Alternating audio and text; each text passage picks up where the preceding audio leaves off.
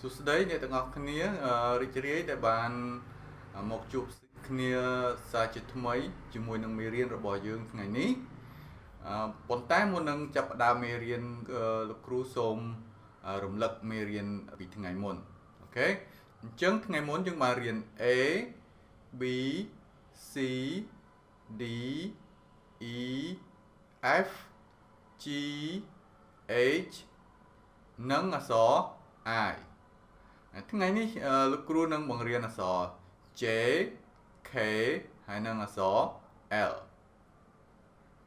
ដើម្បីកុំឲ្យខាតពេលអញ្ចឹងគឺសូមទៅសិក្សាទាំងអស់គ្នាអក្សរទី1សម្រាប់មេរៀនថ្ងៃនេះគឺអក្សរ J អញ្ចឹងសូមសរសេរតាមទាំងអស់គ្នានេះគឺអក្សរ J ធំហើយនេះគឺអក្សរ J តូចល្អឥឡូវសូមអានតាមទាំងអស់គ្នា J J J J jug jug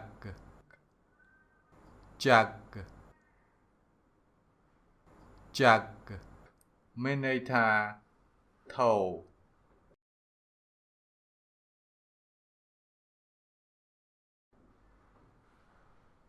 អក្សរទី2សម្រាប់មេរៀនថ្ងៃនេះគឺអក្សរ K ចឹងគឺសូមសរសេរតាមទាំងអស់គ្នា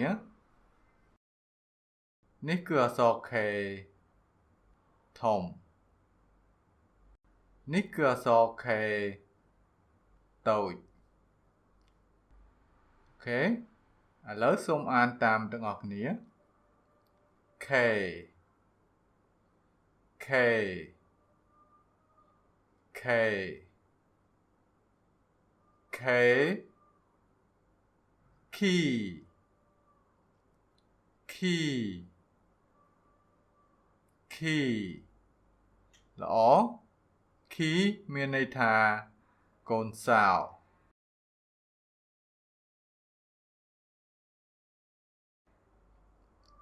អក្សរទី3សម្រាប់មេរៀនថ្ងៃនេះគឺអក្សរ L អញ្ចឹងគឺសូមសរសេរតាមទាំងអស់គ្នានេះគឺអក្សរ L ធំហើយនេះគឺអក្សរ L តូចអូខេឥឡូវសូមអានតាមទាំងអស់គ្នា L L L L lion lion lion lion មានន័យថាសត្វតោ